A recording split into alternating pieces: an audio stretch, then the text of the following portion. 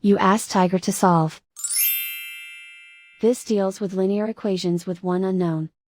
The final result is x equals 38. Let's solve it step by step. Group all x terms on the left side of the equation.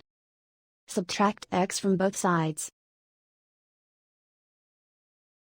Group like terms. Simplify the arithmetic.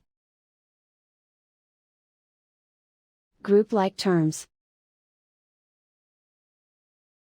Simplify the arithmetic.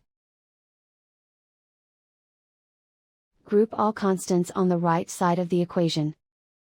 Add 82 to both sides. Simplify the arithmetic.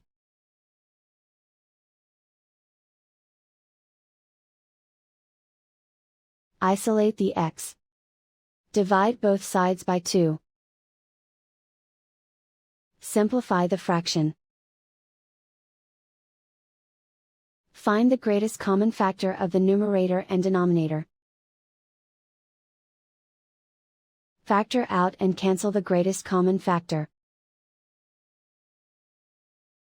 And so the final result is x equals 38.